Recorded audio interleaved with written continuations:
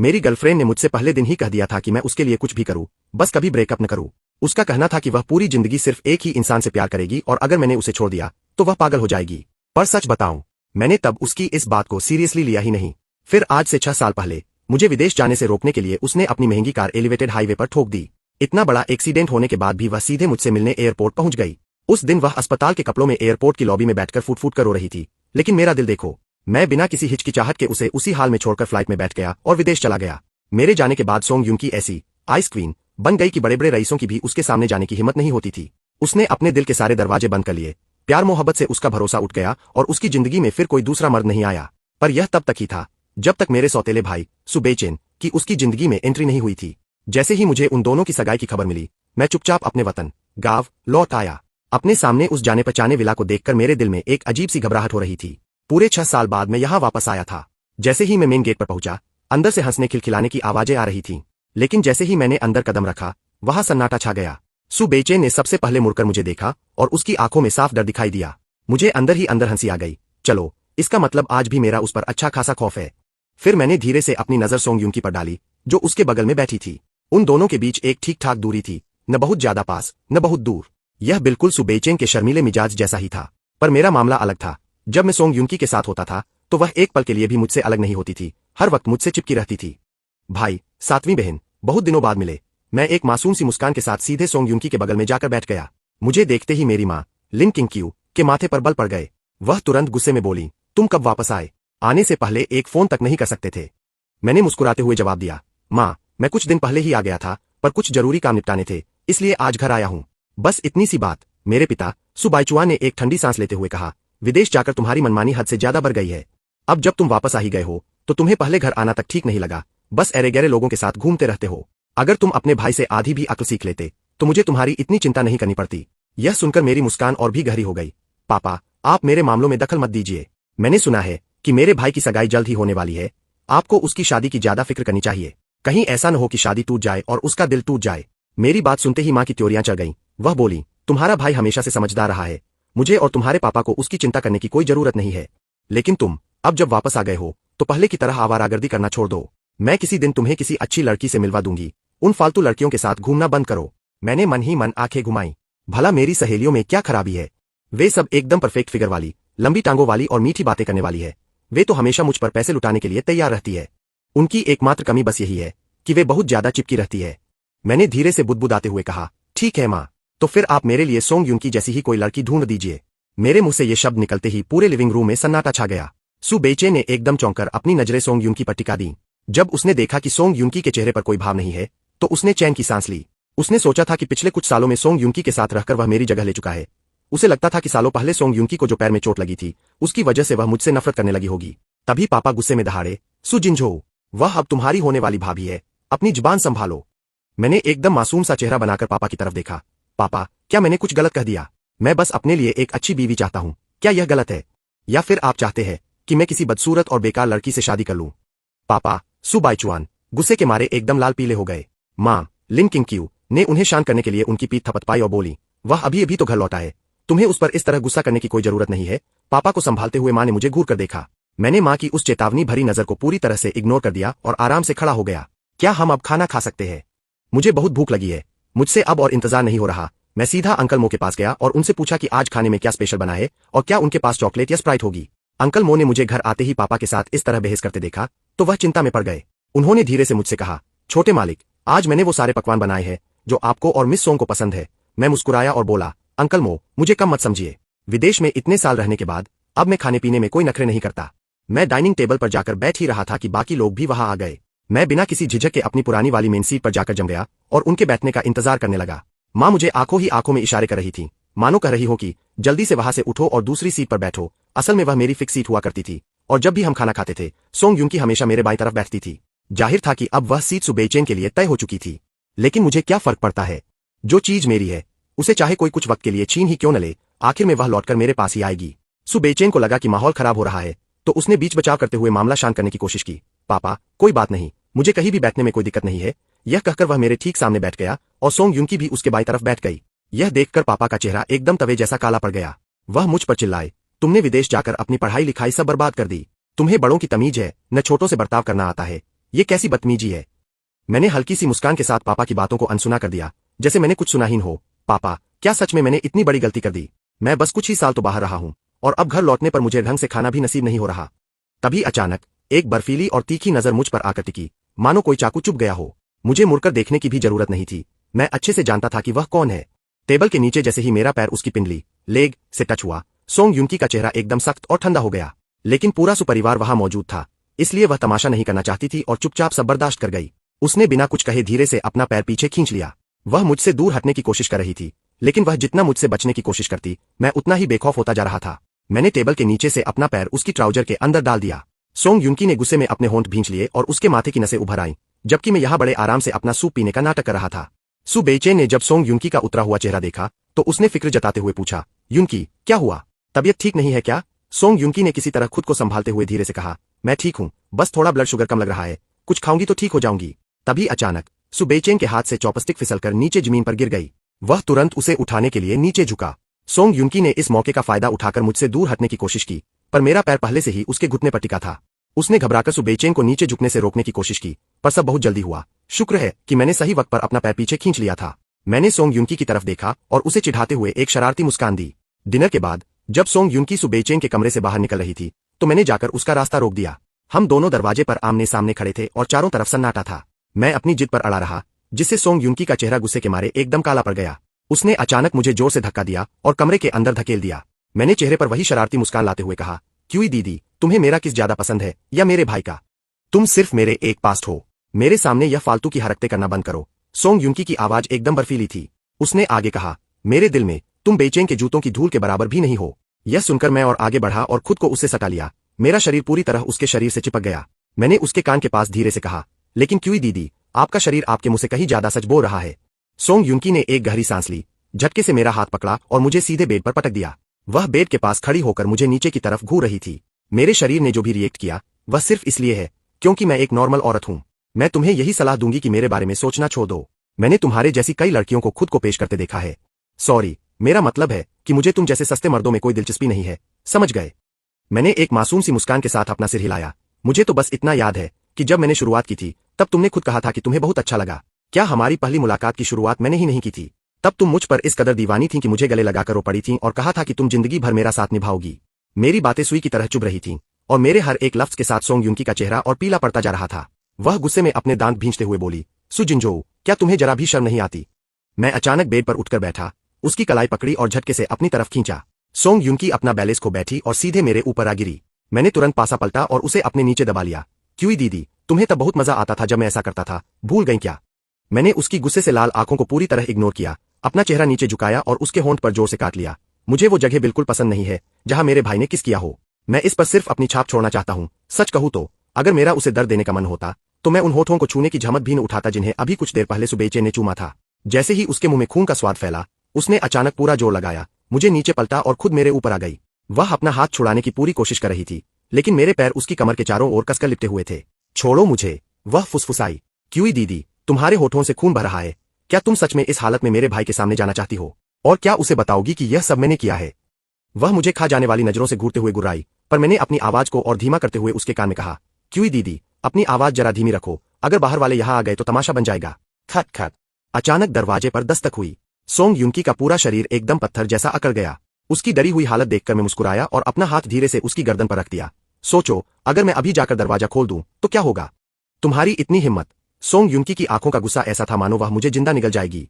मैंने अपनी एक भौं उठाई और मजाक में कहा, हाँ, वैसे मेरी इतनी हिम्मत तो नहीं है, लेकिन मेरी बात पूरी होते ही हमें ताले में चाबी घूमने की आवाज सुनाई दी। मैंने मुस्कुराकर उसके कान में कहा, अरे, मैं तुम्हें बताना भूल गया था, इस कमरे की एक एक्स्ट्रा चाबी मेरी माँ के पास भी रहती है। जैसे ही माँ लिन किंग ने दरवाजा खोला, उन्होंने देखा कि उनका बेटा अभी भी अपने कपड़ों में बेड पर आराम से लेटा हुआ है। वह वहां से टस से मस नहीं हुआ था।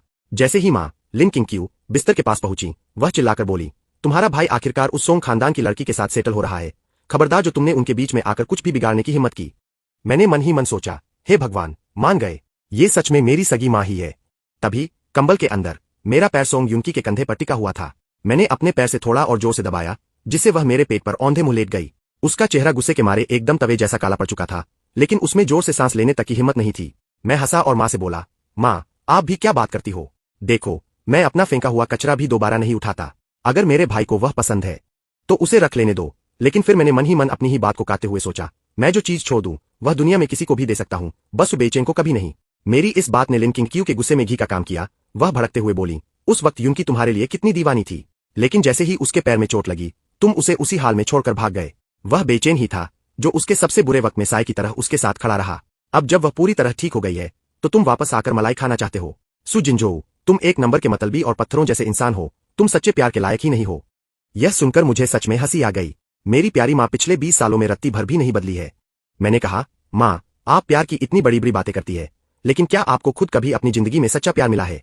आपका प्यार तो बस यह है कि आप उस धोखेबाज सौतेले भाई को खजाने की तरह संभाल कर रखती है, जबकि अपने सगे बेटे को पूरी तरह इग्नोर करती है। अगर इसी को प्यार कहते हैं तो मुझे सच में ऐसे प्यार से डर लगता है। लिन किंगक्यू की आवाज गुस्से से और तीखी हो गई। मैंने तुम्हें कब इग्नोर किया? मैं तो तुमसे बात करना चाहती हूँ, लेकिन तुम्हारे 10 में से 11 जुमले सिर्फ मेरा दिल दुखाने के लिए होते हैं। मैं तुमसे कैसे बात करूं? और वैसे भी तुम्हारे भाई ने इतनी छोटी उम्र में अपनी माँ को खो दिया था, तुम हर वक्त उसके पीछे क्यों पड़े रहते हो? मैंने बार बार अपना सिर हिलाते हुए कहा, हाँ भाई हाँ, मेरे भाई ने बचपन में अपनी माँ को खो दिया था, पर उसकी माँ नहीं है, तो इसमें भला मेरी क्या गलती है?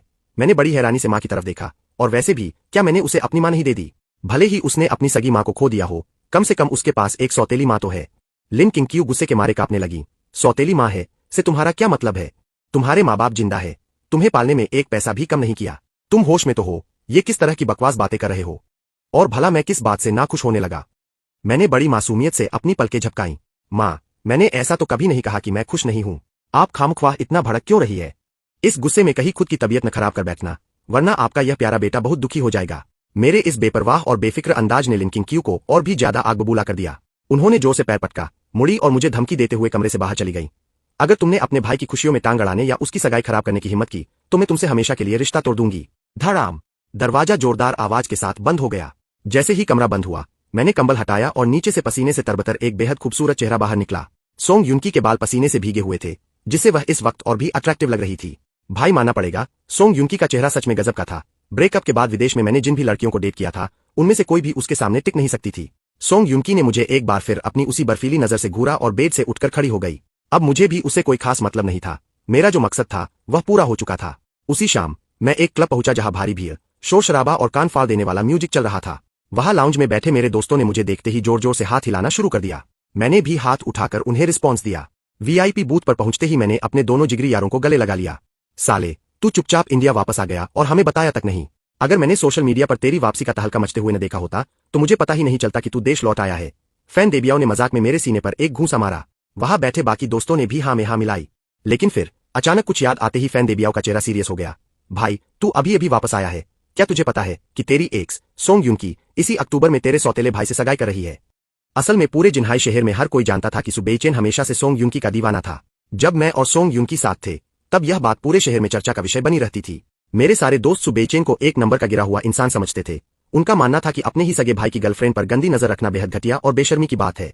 मैंने बस मुस्कुराकर अपना सिर हिला दिया, लेकिन मेरी आंखों की चमक ने मेरे होठों की उस नकली मुस्कान का सच बयां कर दिया। फैन देबियाओ और मे युआन्याओ सालों से मेरे सबसे पक्के दोस्त रहे हैं। वे एक पल में समझ गए कि मैं अंदर से कैसा फील कर रहा हूं और बाहर क्या दिखावा कर रहा हूं। वो लड़का तो भाई बिल्कुल ही ढीठ निकला। शुरू में तो सोंग यूनकी उससे शक्ल तक नहीं मिलाना चाहती थी, लेकिन वह बिना किसी शर्म के रोज अस्पताल पहुंच जाता था। हर बार डांट खाता, बाहर निकाला जाता, पर फिर भी वहीं डटा रहता था। किसने सोचा था कि वह आखिर में उसे पटा ही लेगा। उनकी बातें सुनकर मुझे समझ आया कि सोंग यूनकी और सुबेचेन का चक्कर बस 1 साल पहले ही शुरू हुआ है। यानी सुबेचेन ने उसका बॉयफ्रेंड बनने के लिए पूरे 5 साल तक उसके पीछे लट्टू होने का नाटक किया था। यह सोचते ही मेरी उंगलियां अपने आप भींच गईं और मैंने मन ही मन सोचा, शायद सोंग यूनकी सुबेचेन से उतना प्यार नहीं करती, वरना उसके अड़ियल मिजाज को देखते हुए वह किसी को 5 साल तक लाइन में कैसे लगाकर रखती। शायद अब उसकी उम्र हो रही है और उसे शादी के लिए कोई न कोई तो चाहिए ही था। वैसे भी सोंग यूनकी इस साल 29 की हो चुकी है और सुबेचेन जैसा बंदा जो उस पर जान छिड़कता है, दिखने में भी ठीक ठाक है और समझदार भी है, तो वह उसके लिए परफेक्ट ही है। मेरी आंखें थोड़ी गहरी हो गईं और मैंने एक फीकी मुस्कान के साथ कहा, यार, उस वक्त मेरी उम्र ही क्या थी, बस अपने सपनों के पीछे भागने के चक्कर में मुझसे ही गलती हो गई, वरना। इससे पहले कि मैं अपनी बात पूरी करता, मेरे दोनों दोस्तों के चेहरे पर दुख साफ दिखने लगा। फैन देबियाओ ने मुझे दिलासा देते हुए कहा, भाई, उस समय तुझे आखिर में तेरे सपनों के कॉलेज से ऑफर मिला था। हमने खुद देखा है कि तूने बचपन से पियानो बजाने के लिए कितनी मेहनत की है, कितने पापड़ बेले हैं। इतना बड़ा चांस कोई कैसे छोड़ देता? इसमें तेरी कोई गलती नहीं थी, बस किस्मत को तुम दोनों का अलग होना ही मंजूर था। वहां बैठे बाकी सबने भी हाँ में हाँ मिलाई। हाँ जिनजोऊ, जब तू स्टेज पर पियानो बजाता था तो भाई क्या चमकता था। अपने सपनों के लिए जीने में कोई बुराई नहीं है। तू तो वैसे भी एक नंबर का डैशिंग लड़का है। अगर तू बस एक इशारा भी कर दे तो कितनी ही लड़कियां तुझ पर अपनी जान छिड़कने को तैयार हो जाएंगी।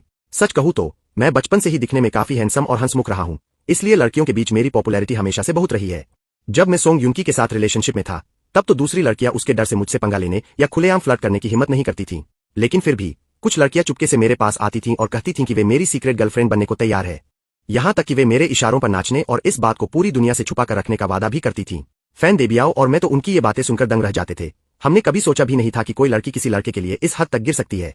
मैंने बात को संभालते हुए कहा, चल ठीक है, अब इन पुरानी बातों पर मिट्टी डालो। हम लोग सालों बाद मिले हैं, तुम दोनों सुनाओ। वैसे आजकल जिन्हाई में क्या चल रहा है? मैंने टॉपिक चेंज करते हुए शहर के मौजूदा माहौल के बारे में पूछने का मौका ढूंढ लिया। अब जब मैं वापस लौट ही आया हूं तो जाहिर है मैं अपने पुराने रंग में वापस आ जाऊंगा और फिर से सबका चहेता वही पुराना सुजिनजो बन जाऊंगा। मुझे यह पता लगाना था कि मेरे इन 6 सालों के विदेश प्रवास के दौरान जिन्हाई की हाई सोसाइटी में कौन से नए रईस आ गए हैं और कौन से पुराने खानदानों का पतन हो गया है, यानी जो अब बर्बाद हो चुके हैं। मैं अब 24 साल का हो चुका हूं, तो अब मेरे लिए भी एक परफेक्ट लाइफ पार्टनर ढूंढने का सही समय आ गया है। मैं अभी से लड़कियों की तलाश शुरू कर दूंगा और शादी के लिए 2-3 साल का इंतजार करूंगा। शादी को लेकर मेरी सोच हमेशा से साफ रही है, यह सिर्फ दिल का नहीं बल्कि फायदे और मजबूरी का एक सौदा होना चाहिए। सु बेचैन की बराबरी करने के लिए या उससे आगे निकलने के लिए मुझे अपने से ज्यादा रईस और पावरफुल फैमिली की लड़की से ही शादी करनी होगी। हालांकि जिन्हाई शहर में सोंग युनकी से आगे निकलना वाकई बहुत मुश्किल काम है, इसलिए मैं किसी भी कीमत पर सु बेचैन की सगाई सोंग युनकी से नहीं होने दे सकता। पिछले 6 सालों में जिन्हाई में जो भी उठापटक हुई थी उसका एक मोटा मोटा अंदाजा मुझे अपने दोस्तों से मिल गया था। कौन से नए बिजनेस घराने ऊपर उठे और कौन से डूबे, जिनमें मेरी ही उम्र के कई अमीर बाप के बिगड़ैल बेटे भी शामिल थे। तभी मैं युआन्याओ बोला, लगता है फैन देबियाओ का तेरे लिए एक ग्रैंड वेलकम पार्टी रखने का आइडिया एकदम बेस्ट है। बिल्कुल सही कहा, फैन देबियाओ ने बात आगे बढ़ाई। भले ही तू वहां चुपचाप बैठा है, पर लाओ झो और बाकी सारे लड़के तेरे लौटने का बेसब्री से इंतजार कर रहे हैं और तेरे लिए एक जबरदस्त दावत की तैयारी में जुटे हैं। फिर उसने मजाक करते हुए कहा, साले जितने साल तू दूर रहा तुझे अंदाजा भी नहीं है कि यहाँ वो लोग तेरे लिए कितने बेताब बैठे थे। मैंने अपनी भौहें चढ़ाकर उसे देखा, क्योंकि मैं अच्छे से जानता था कि उसके इस बेताब होने का असली मतलब क्या था। उन साले लौंडों के आसपास हमेशा लड़कियों का मेला लगा रहता है, तो फिर मेरे लिए इतने प्यार का दिखावा क्यों कर रहे हैं? पर खैर, ये सारी बातें मुझ जैसे शरीफ और मासूम लड़के के मुंह से शोभा नहीं देती थीं।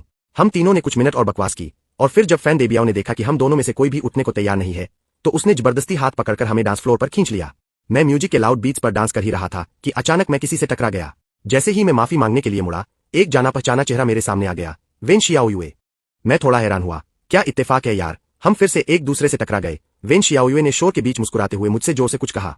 मैंने आवाज ज्यादा होने की वजह से अपने लाउंज बूथ की तरफ इशारा कर दिया कि चलो वही चलकर बात करते हैं।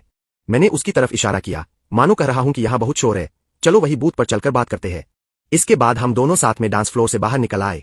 जैसे ही हम अपने बूथ के पास पहुंचने वाले थे, अचानक वेन शियाओयुए ने मेरी कलाई पकड़ ली और मुझे अपने दोस्तों की तरफ ले जाते हुए बोली, आओ मैं तुम्हें अपने दोस्तों से मिलवाती हूँ। वेन शियाओयुए जैसे ही मुझे लेकर वहां पहुंची, उसके दोस्तों का ग्रुप आंखें फाड़े उसे और मुझे घूरने लगा। जाहिर सी बात है कि वे सब मुझे पहचानते थे।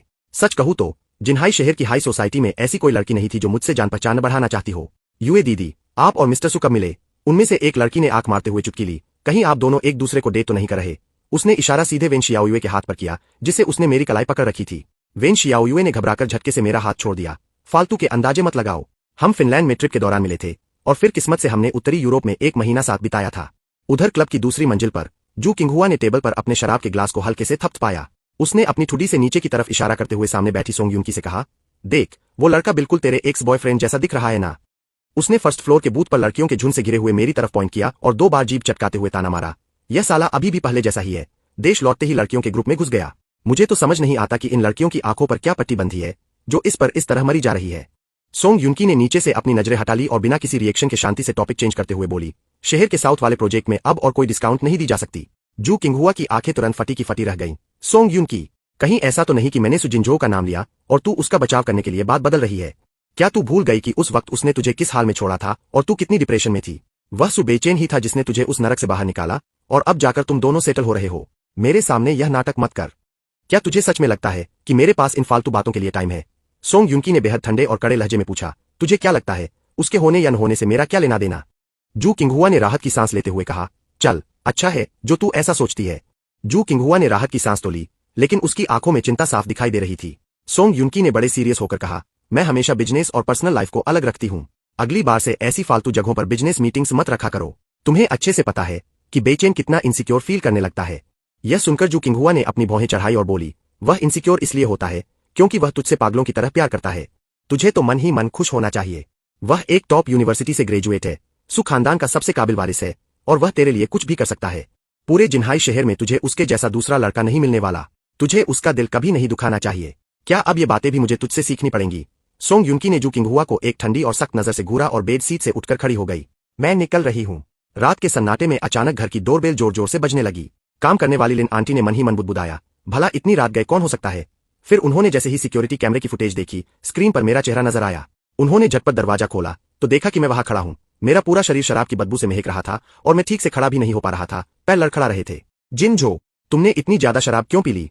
उन्होंने बड़ी फिक्र के साथ कहा और मुझे सहारा देकर अंदर ले गई, फिर सोफे पर आराम से लिटा दिया।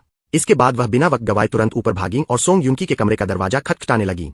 लिन आंटी ने जब ऊपर जाकर सोंग युनकी को बताया तो युनकी को लगा कि शायद माँ अभी भी छोटे मालिक नाराज है, इसलिए लिन आंटी ने सिर्फ मेरा जिक्र किया था, सुबेचेन का नहीं। लिन आंटी की बात सुनकर वह तुरंत अपने कमरे से बाहर निकली और उनके साथ नीचे आ गई। दोनों एक के बाद एक सीढ़ियां उतरकर नीचे पहुंचे। लिन आंटी ने सोंग युनकी से कहा कि वह अब सोने जा रही है और फिर जल्दी से अपने कमरे में चली गई। वहां सोफे के आर्मरेस्ट पर मेरा एक पैर लटका हुआ था। मैंने ऐसी जीन्स पहन रखी थी जैसी सुबेचेन कभी सपने में भी नहीं पहनता था, और वैसे भी सुबेचेन कभी शराब को हाथ तक नहीं लगाता था।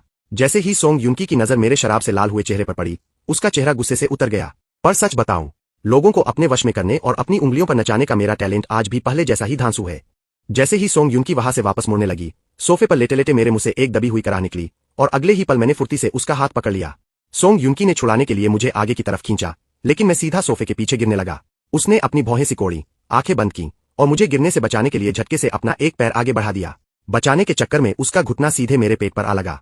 वैसे ही पेट में शराब की वजह से गुड़गुड़ाहट चल रही थी और जैसे ही दबाव पड़ा, मैं खुद को रोक नहीं पाया और मैंने सीधे सोंग युनकी की टांगों पर उल्टी कर दी। यार, मुझे बहुत गंदा फील हो रहा है। मैंने ऊपर उसकी तरफ देखा। मेरी आंखें नशे में लाल थीं और उसका चेहरा मुझे धुंधला धुंधला दिखाई दे रहा था। इतनी शराब पीने का यही नतीजा होता है, सोंग युनकी ने मुझे ऊपर खींचते हुए कहा। उसकी भौहें इस कदर सिकुड़ी हुई थीं कि देखकर लग रहा था मानो गुस्सा फूट पड़ेगा। सोंग युनकी, तुम सच में बहुत बेरहम हो। मैं उसके हाथ से चिपक गया और मुंह बनाकर शिकायत करने लगा। मुझे बहुत उल्टी जैसा लग रहा है, मुझे नहाना है, जल्दी से मुझे शावर तक ले चलो। मैंने फिर जिद पकड़ी। सोंग युनकी, सुन रही हो मैं क्या कह रहा हूँ? सच तो यह है कि नशे में मैं बिल्कुल अलग ही इंसान बन जाता हूँ। सोंग युनकी ने मुझे खुद से दूर झटकने की कोशिश की, लेकिन मैं उसे कसकर पकड़े रहा। मेरी टाइट पकड़ की वजह से उसके हाथ पर निशान पड़ने लगे थे। मेरा पूरा शरीर चिपचिपा हो गया है, मुझे नहाना है, जल्दी करो यार। मैंने फिर से बुदबुदाया और उसका हाथ पकड़े पकड़े ही उसके सीने से लगकर एकदम शांत हो गया। सुबह की धूप खिड़की से छनकर सीधे बेडरूम के फर्श पर आ रही थी। जब मैंने आंखें खोली तो शुरू में मुझे थोड़ा अजीब लगा। यह कैसी महक थी? मेरी नाक में एक हल्की सी खट्टी बदबू आ रही थी। कुछ याद आने पर मैंने झटपट नीचे अपने कपड़ों की तरफ देखा। मैंने अभी भी वही कल रात वाले कपड़े पहन रखे थे। फिर मैंने उठकर कमरे के इंटीरियर पर नजर दौड़ाई। माहौल देखकर समझ आ गया कि मैं किसी होटल के कमरे में हूँ। मैं सोच में पड़ गया कि क्या मैं कल रात सोंग युनकी के घर नहीं गया था, तो क्या वह सुबह सुबह मुझे इस होटल में छोड़कर चली गई? यह सोचकर मैंने गुस्से में अपने दांत भींच लिए। वह सुबेचेन को लेकर इतनी ज्यादा फिक्रमंद है। चलो ठीक है, यह तो एक बड़ा चैलेंज हो गया। और मैं सु जिनजो, खतरों से खेलने का शौकीन हूँ।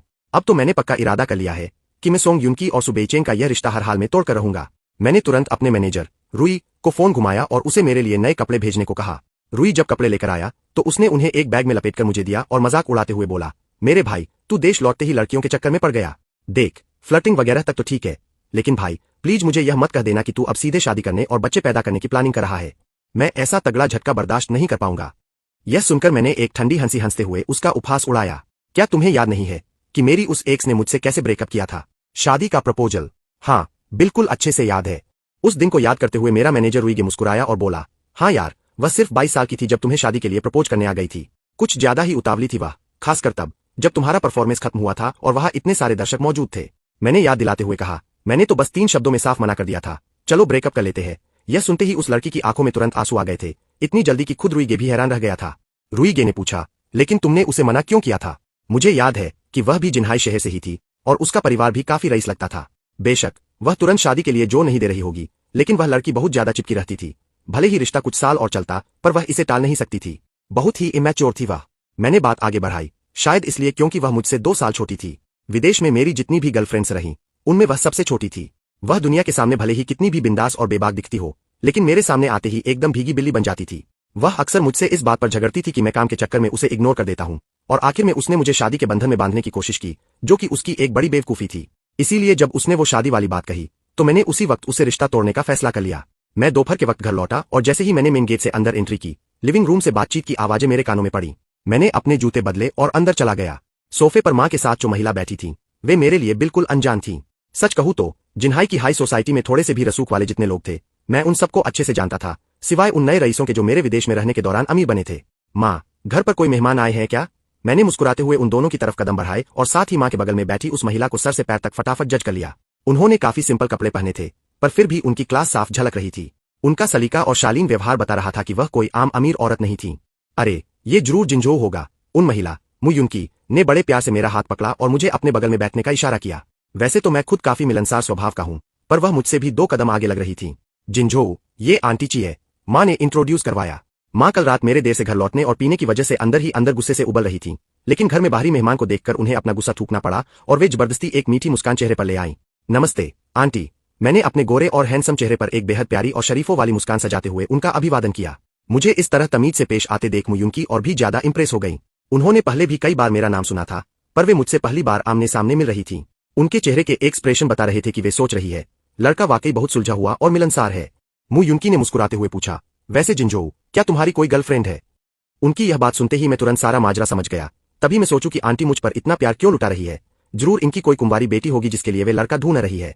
मैंने कहा, आंटी, मैं तो अभी कुछ दिन पहले ही देश वापस आया हूँ, मेरी अभी कोई गर्लफ्रेंड नहीं है। तभी माँ बीच में बोल पड़ी, हाँ, यह अभी तो लौटा है, अभी थोड़ा घूम फिर ले, गर्लफ्रेंड ढूंढने की इसे कोई जल्दी नहीं है। मु युनकी ने मुझसे कहा, बेटा, जब भी तुम्हें टाइम मिले हमारे घर जरूर आना, बस यही पास में ही है। मैंने भी मुस्कुराकर हाँ कह दिया। उन्हें विदा करने से पहले मैंने मु युनकी से थोड़ी देर और हसीन जाक वाली बातें की। वैसे माँ, ये ची परिवार वाले अपने जिन्हाई शहर के लोगों के कांटेक्ट में कब से है? मैंने सोफे पर आराम से बैठते हुए बड़े कैजुअल अंदाज में पूछा। मेरी बात सुनते ही माँ ने अपनी भौहें सिकोड़ ली। तुम फिर से उनके खानदान के बारे में छानबीन करने लगे। उन्होंने अभी तक ऐसा कुछ कहा भी नहीं है कि वे अपनी बेटी की शादी तुमसे करवाना चाहते हैं। मेरी इस चालाकी और ताल जाने वाली नजर से माँ साफ तौर पर चिढ़ गई। माँ, आपको मुझसे बेहतर पता है कि आंटी ची के दिमाग में क्या चल रहा है। मुझे नहीं लगता कि वह आपसे बस यूं ही फालतू बातें करने आई थी। मेरे नीचे आने से पहले वह जरूर आपसे मेरे ही बारे में पूछ रही होंगी। मैंने अपने मुंह पर हाथ रखकर एक शरारती हंसी हंस दी। फिर मैंने आगे कहा, माँ, ये बड़े बड़े अमीर घराने मुझे अपना दामाद बनाने के लिए इतने मरे जा रहे हैं, तो आपको तो खुश होना चाहिए ना। क्या इस घर में सिर्फ मेरे भाई को ही एक रईस खानदान में शादी करने का हक है और मैं अपने लिए एक अच्छी और अमीर बीवी भी नहीं चुन सकता? यह सुनते ही माँ का चेहरा गुस्से से तमतमा उठा। उन्होंने मुझे बेहद नाराजगी से घूरते हुए कहा, तुम हर बात में खुद को अपने भाई से कंपेयर, तुलना क्यों करने लगते हो? क्या तुम्हारा भाई तुम्हारी तरह मतलबी है? वह और युनकी एक दूसरे से सच्चा प्यार करते हैं। अपने इन घटिया और लालची विचारों से उनके पवित्र रिश्ते को मत तोलो। उन्होंने कड़े लहजे में आगे कहा, तुम्हारे भाई ने कभी सोंग परिवार के पैसे या दौलत पर नजर नहीं डाली, उसे तो बस सोंग युनकी से मोहब्बत है। हा, क्यों नहीं? आखिर आपने ही तो मेरे उस सीधे सादे भाई की इतनी अच्छी परवरिश की है। मैंने बेपरवाही से अपने कंधे उचका दिए। खैर, अगर वह इस टॉपिक पर बात नहीं करना चाहती थी तो कोई बात नहीं। ऐसा तो है नहीं कि ची परिवार के बारे में जानने के लिए मेरे पास सिर्फ माँ ही इकलौता जरिया थी। मैंने पीछे से आ रही माँ की चिल्लाने की आवाजों को पूरी तरह इग्नोर कर दिया और अपने थके हुए शरीर को घसीटते हुए ऊपर अपने कमरे की तरफ चल दिया। मैंने मेई रेन्याओ को फोन घुमाया और उसे ची परिवार के बारे में सारी डिटेल निकाल ली। मेरे विदेश जाने के ठीक 1 साल बाद ची परिवार ऑफिशियल तौर पर जिन्हाई की हाई सोसाइटी का हिस्सा बना था। ची परिवार की सबसे बड़ी बेटी ची मुवान बिजनेस के मामले में 1 नंबर की शातिर खिलाड़ी है। जब से उसने ची ग्रुप की कमान संभाली है, मात्र 8 सालों के अंदर उसने एक मामूली सी कंपनी को देश विदेश के बड़े कॉर्पोरेट ग्रुप में बदल दिया है। फोन पर मेई रेन्याओ ने मुझे बताया, भाई, तू पिछले कुछ सालों से देश से बाहर था, इसलिए तुझे शायद अंदाजा नहीं है, लेकिन इस वक्त जिन्हाई शहर की टॉप मोस्ट एलिजिबल कुंवारी लड़कियों में चिमुवान और तेरी एक्स का नाम सबसे ऊपर आता है। मैं कई पार्टियों और दावतों में चिमुवान से मिल चुका हूँ। वह स्वभाव से बेहद शांत, शालीन और खूबसूरत है। भाई सच कहूँ तो तेरी उस खड़ूस एक से तो लाख गुना बेहतर है। वैसे तू अचानक उसके बारे में क्यों पूछ रहा है? क्या उनके घर से शादी का कोई रिश्ता आया है क्या?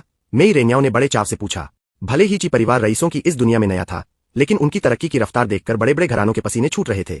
ची मुवान, जो बिजनेस के मामले में सोंग युनकी को सीधी टक्कर देती थी, उसके दम पर ची परिवार पहले ही जिन्हाई के सबसे अमीर और पावरफुल खानदानों की लिस्ट में शामिल हो चुका था। यही वजह थी कि ची परिवार का दामाद बनने के लिए शहर के अनगिनत लड़के लाइन लगाकर खड़े थे।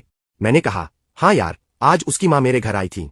अब शहर में एक नई शुरुआत करनी है, तो मैंने सोचा तुझसे थोड़ा फीडबैक ले लूं। मैंने फोन को दूसरे हाथ में पकड़ा और फिर पूछा, वैसे क्या उसका कोई बॉयफ्रेंड है? जहां तक मुझे पता है, ऐसा तो कुछ नहीं है। मैंने तो बस यही सुना है कि वह 1 नंबर की वर्कहोलिक है और उसे सिर्फ अपने काम से प्यार है। अब मुझे वतन वापस लौटे हुए पूरा 1 महीना हो चुका था। हाल फिलहाल में मैं अपने पियानो शोज और रिहर्सल में इतना ज्यादा बिजी था कि मुझे सोंग युनकी से मिलने का या उसके बारे में सोचने का जरा भी टाइम नहीं मिला। आज जब मेरा परफॉर्मेंस खत्म हुआ तो बैकस्टेज पर स्टाफ के एक बंदे ने मुझे फूलों का एक बहुत बड़ा और खूबसूरत गुलदस्ता लाकर दिया। मैंने जब पूछा कि यह किसने भेजा है, तो उसने बताया कि थिएटर के बाहर लग्जरी कार में मेरा कोई दोस्त बहुत देर से मेरा इंतजार कर रहा है। मैं कपड़े बदलकर जैसे ही थिएटर से बाहर निकला, देखा कि वेन शियाओयुए वही खड़ी थी। तुम्हें कैसे पता चला कि आज यहाँ मेरा परफॉर्मेंस है? मैं उसके पास जाकर रुका। उसने हल्के से अपनी भौहें उठाई, थोड़ा करीब आई और मुस्कुराते हुए बोली, मिस्टर सु इतने बड़े पियानो आर्टिस्ट है, आपके शो के टिकट मिलना ही इतना मुश्किल होता है, भला मुझे कैसे पता नहीं चलता? फूलों के लिए थैंक यू। मैंने गुलदस्ते में लगे गार्डेनिया फूलों पर नजर डालते हुए थोड़ा सिर झुकाया और हल्के अंदाज में उसे चिढ़ाते हुए कहा, वैसे अगली बार कोई और फूल लाना, शायद मुझे वो ज्यादा पसंद आए। वेन शियाओयुए थोड़ी हैरान रह गई। उसने सोचा नहीं था कि मुझे गार्डेनिया पसंद नहीं होंगे, पर मेरी इस साफ और चतुराई भरी बात ने उसे आगे वही गलती दोहराने से बचा लिया। वह तुरंत मुस्कुराई और बोली, तुम्हें कौन से फूल पसंद है फिर? मैंने फूल हाथ में लिए, थोड़ा सोचने का नाटक किया और मुस्कुराते हुए उसकी आंखों में देखकर कहा, सनफ्लावर, बिल्कुल तुम्हारी तरह। यह सुनते ही वेन शियाओयुए का दिल मानो एक पल के लिए थम गया और फिर उसकी धड़कनें तेज हो गईं। उसने अपनी घबराहट को छिपाते हुए उत्सुकता से पूछा, ऐसा क्यों? क्योंकि तुम्हारी तरह वह भी हमेशा सूरज की तरफ ही देखता है। मैं मुस्कुराया। मेरी आंखों में एक ऐसा एहसास था जिसे वह समझ नहीं पाई। भले ही हम एक दूसरे को बहुत पहले से नहीं जानते थे, पर पिछले 1 महीने से हम लगभग सुबह से रात तक साथ ही रहते थे। उसकी नजर में मैं एक जिंदा दिल, मिलनसार और अपनी लाइफ में कुछ बड़ा करने की चाह रखने वाला लड़का था। असल में सूरजमुखी तो मुझ जैसा था। मैंने अपनी भौहें चढ़ाते हुए बात संभाली और कहा, चलो चलते हैं, आज मैं तुम्हें डिनर कराता हूँ। वह मुस्कुराकर बोली, तो फिर मैं भी मना नहीं करूंगी। हम पार्किंग की तरफ बढ़ गए। कार में बैठने से पहले जब वेन शियाओयुए मेरे लिए पैसेंजर सीट का दरवाजा खोल रही थी, तो मैं वहीं रुक गया और मजाक में बोला, क्या मैं तुम्हारी इस पैसेंजर सीट पर बैठ सकता हूँ? उम्मीद है कि कोई मेरे पीछे नहीं पड़ेगा। तुम्हें तो पता ही है, मैंने कंधे उचकाते हुए कहा, मैं काफी फेमस हूँ। वेन शियाओयुए हंस पड़ी। चिंता मत करो, मैं आज भी बिल्कुल वैसी ही हूँ जैसी नॉर्थ यूरोप में थी। चलो अच्छा है। मैं मुस्कुराया और सीट पर बैठ गया। वैसे तो मैं इस समय सुबेचेन और सोंग युनकी के रिश्ते को खराब करने के चक्कर में था, लेकिन मुझे दूसरों की पर्सनल लाइफ में टांग अड़ाने का कोई शौक नहीं था। और वैसे भी मैं सिर्फ उनका रिश्ता बिगाड़ रहा था, सोंग युनकी को वापस पाने की कोशिश नहीं कर रहा था।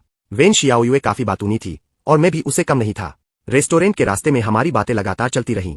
मैं बचपन से ही कई लोगों से मिल चुका था और जब भी मैं कुछ कहता, कोई न कोई बीच में बोल ही पड़ता था, भले ही वह सिर्फ बात आगे बढ़ाने के लिए ही क्यों न हो। पर वेन शियाओयुए उन सबसे अलग थी। उसकी जुबान से निकला हर लफ्ज बिल्कुल सही समय पर आता था, न तो बोरिंग होता था और न ही मक्खन लगाने जैसा। मैं वेन फैमिली को अच्छे से जानता था। जिंगहाई में उनका पुराना रसूख और बड़ा नाम था और फिलहाल उनकी बड़ी बेटी ही पूरे खानदान को संभाल रही थी। अगर मेरी शादी वेन फैमिली में हो जाए तो यह मेरे लिए सच में बहुत बड़ी बात होगी। गाड़ी उसी रेस्टोरेंट की पार्किंग में रुकी जहां अक्सर जाया करता था। वेन शियाओयुए ने मेरे लिए कार का दरवाजा खोला। मैंने उसे थैंक यू कहा और बाहर निकल आया। वेन शियाओयुए ने मेरी तरफ देखते हुए कहा, मैं अभी अभी इंडिया वापस लौटी हूं और मुझे यहाँ के बारे में ज्यादा कुछ पता नहीं है। आप जब भी फ्री हो क्या मेरे गाइड बन सकते हैं? मैंने कहा, हाँ बिल्कुल, कल मेरा लास्ट परफॉर्मेंस है, उसके बाद मैं थोड़ा फ्री हो जाऊंगा और आराम कर सकूंगा।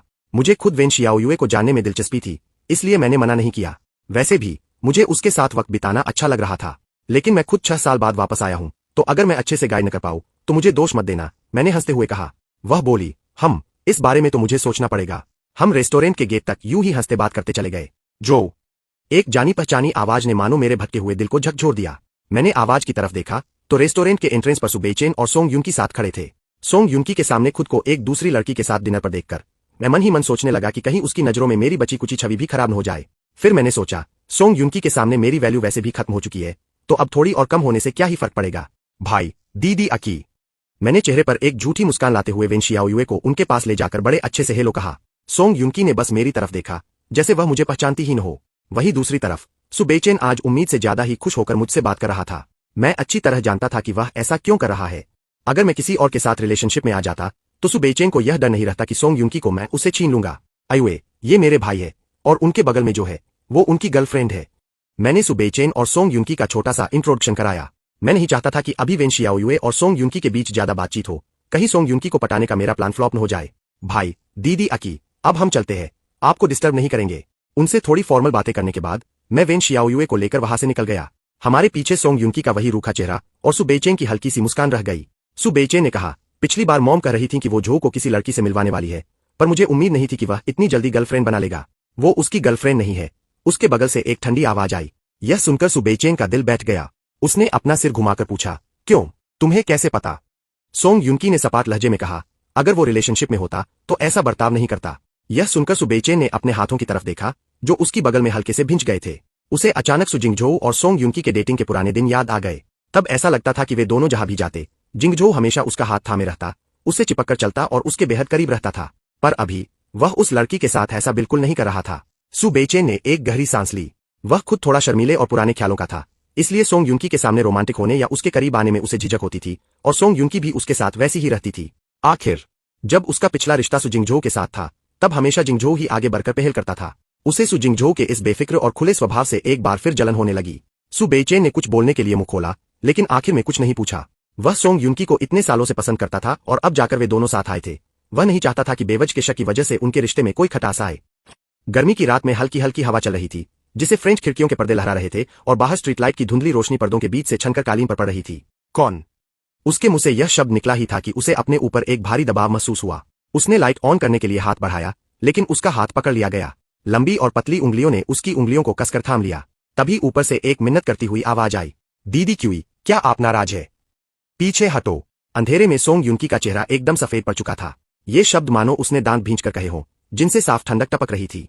अब मैं उसके ज्यादा करीब नहीं हूं। बस विदेश में मेरा वॉलेट खो गया था, तो उसने मुझे डिनर पर बुला लिया था। इंडिया लौटने के बाद मेरी उससे दोबारा मुलाकात हुई, तो मैंने भी उसे खाना खिला दिया। मैंने अपना गाल सोंग युनकी के कंधे पर टिका दिया और धीमी आवाज में कहा, हमारे बीच सच में ऐसा कुछ नहीं चल रहा है। अभी भले ही कुछ न हो, लेकिन आगे भी कुछ नहीं होगा, इसकी कोई गारंटी नहीं है। सू जिंगजो। सोंग युनकी के इस रूखे और सख्त रवैये को मैंने दिल पर नहीं लिया। वैसे भी मैं उसे पसंद नहीं करता था, इसलिए उसके बर्ताव से मेरे मूड पर कोई खास फर्क नहीं पड़ता था। दीदी अकी, क्या तुम मुझे गले नहीं लगाओगी? मैंने एक ठंडी सांस ली। अगर तुम मुझे गले नहीं लगाओगी तो मैं वापस चला जाऊंगा। मॉम आजकल मुझे बताए बिना ही लड़कियों से मिलवा रही है, और मैंने कल लंच पर किसी को बुलाया भी है। मुझे आज रात घर जाकर सोना होगा, वरना मॉम फिर से डांटने लगेंगी। दीदी अकी, अगर मेरी शादी हो गई तो क्या तुम उदास हो जाओगी? सोंग युनकी ने बिना किसी एक्सप्रेशन के रूखे लहजे में कहा। हमारा ब्रेकअप हो चुका है। उसकी आवाज में कोई एहसास नहीं था, मानो वह किसी ऐसी बात पर बोल रही हो जिसे उसे कोई मतलब ही न हो। तो फिर मैं वापस चला जाता हूं। मेरी आवाज से साफ निराशा झलक रही थी। मैं सोंग युनकी के ऊपर से उतरा और बेडरूम का दरवाजा जोर से बंद करके बाहर निकल गया। सोंग युनकी ने बेडसाइड लैंप ऑन किया और ठंडी नजरों से दरवाजे को घूरने लगी। तभी बेडसाइड टेबल पर रखा उसका फोन अचानक वाइब्रेट हुआ। उसने फोन उठाया। अकी, बाहर आओ यार, थोड़ी ड्रिंक करते हैं। फोन के दूसरी तरफ से जू किंगहुआ की आवाज आई और उसके पीछे कान फोड़ देने वाला तेज म्यूजिक बज रहा था। सोंग युनकी ने अपना सिर पकड़ते हुए कहा, नहीं, मैं नहीं आ रही। झोंग, इस बार तुम फिर से कहीं बाहर तो नहीं जा रहे हो ना? मेरे सामने बैठी एक जानी पहचानी लड़की ने पूछा। बूथ में मेरे और 2 भाइयों के अलावा बाकी सब लड़कियां ही थीं। ये सब बचपन से मेरी दोस्त थीं, मेरे विदेश जाने से पहले की। मैंने मुस्कुराते हुए कहा, बिल्कुल नहीं यार, तुम्हें अंदाजा नहीं है कि विदेश में कितना बकवास खाना मिलता है। मुझे खुद बनाकर खाना पड़ता था। वैसे तुमने तो कहा था कि सब अपनी अपनी फैमिली या पार्टनर को साथ ला सकते हैं। तुम सब अकेले क्यों आए हो? अगर किसी का बॉयफ्रेंड है तो बुला लो ना। मेरी आंखों में शरारत साफ झलक रही थी। जो मुक्सुए ने अपनी भौहें उचकाई और मुस्कुराकर बोली, मेरा तो कोई बॉयफ्रेंड नहीं है। लेकिन उसने जोंग वानक्सिंग की तरफ देखते हुए कहा, एशिंग के घरवालों ने उसके लिए मंगेतर ढूंढ लिया है। जल्द ही उसकी सगाई होने वाली है। यह सुनते ही जोंग वानक्सिंग की मुस्कान गायब हो गई। अच्छा, तो यह बात है। एशिंग, बहुत बहुत बधाई हो। मैंने अपना वाइन का गिलास उठाया और जोंग वानक्सिंग की तरफ इशारा करते हुए कहा, मुझे इन्विटेशन कार्ड भेजना मत भूलना। मुझे वह लड़का बिल्कुल पसंद नहीं है। मॉम डैड जबरदस्ती मेरी शादी उसे करा रहे हैं। जोंग वानक्सिंग ने चिरकर अपना सिर खुजलाते हुए कहा। मैंने थोड़े गंभीर लहजे में कहा, देखो, जब तुम्हारी सगाई हो ही रही है तो उस लड़के के साथ अच्छे से रहो। अब ऐसी बातें मत करो। अगर उसने सुन लिया तो उसे बुरा लगेगा। जोंग वानक्सिंग ने अन्य मन से हाँ में सिर हिला दिया। जो मुक्सुए ने अपनी हंसी दबाते हुए जोंग वानक्सिंग के गिलास से अपना गिलास टकराया। हैप्पी मैरिड लाइफ, शिंग। उसकी खुशी साफ झलक रही थी। जोंग वानक्सिंग ने उसे घूरकर देखा, फिर झो मुक्सुए के करीब झुककर दबी आवाज में बोली, यह मत सोचना कि मेरी सगाई हो गई है तो तुम्हें झो के साथ चांस मारने का मौका मिल जाएगा। तुम्हारी मॉम को पता चल चुका है कि झो वापस आ गया है और तब से वह तुम्हारे लिए भी लड़के ढूंढ रही है। झो मुक्सुए ने कंधे उचकाते हुए बेपरवाही से कहा, मैं तुम्हारी तरह नहीं हूं जो हर किसी पर दिल हार बैठूं। वह रोज जोंग वानक्सिंग के साथ रहती थी, इसलिए भला उसे जोंग वानक्सिंग और उसके मंगेतर के बारे में कैसे पता नहीं होता। जोंग वानक्सिंग कहती तो थी कि वह सिर्फ मुझे पसंद करती है, लेकिन इससे उसके मंगेतर के साथ उसके रिश्ते पर कोई फर्क नहीं पड़ता था। तुम दोनों वहां क्या खुसुर पुसुर कर रहे हो? एक और दोस्त ने झो मुक्सुए को हल्के से लात मारते हुए उनकी बात काटी। जोंग वानक्सिंग हंसते हंसते रोने वाली शक्ल बनाकर बोली, ये बुढ़िया झो मुझसे मेरे कजिन भाई के बारे में पूछ रही थी, कह रही थी कि उसे जान पहचान करवा दो। यह सुनकर झो मुक्सुए की आंखें फटी की फटी रह गईं। मैंने कब ऐसा बकवास सवाल पूछा? झोंग, इसकी बकवास बातों पर बिल्कुल ध्यान मत देना। झो मुक्सुए ने तुरंत मुझे सफाई देते हुए कहा। मैं बस हल्के से मुस्कुराया और फिर धीरे से बोला, मुझे याद है शिंग का कजिन भाई काफी क्यूट है। So all the best. Cute तो वो है, लेकिन हमारी आपस में ज्यादा जमती नहीं, क्योंकि उसकी कजिन सिस्टर जोंग वानक्सिंग सुबेचेंग की दोस्त है। वैसे मुझे इस बात से कोई फर्क नहीं पड़ता कि मेरे आसपास की लड़कियां किसे डेट कर रही है। जिन लड़कों से मेरी दोस्ती है वे वैसे भी मेरे लाइफ पार्टनर बनने के लायक नहीं है। तुम्हारा होने वाला जीजा तो बड़ा आशिक मिजाज निकला, जू किंगहुआ ने ताना मारते हुए कहा। जब से वो इंडिया वापस आया है उसने मुझे सिर्फ 2 बार देखा है और दोनों बार में लड़कियों के झुंड से घिरी हुई थी। पिछली बार जैसा तो बिल्कुल नहीं था ये। सोंग युनकी ने आलस से अपनी आंखें उठाई और बोली, क्या तुमने मुझे यहां सिर्फ यही बकवास करने के लिए बुलाया है?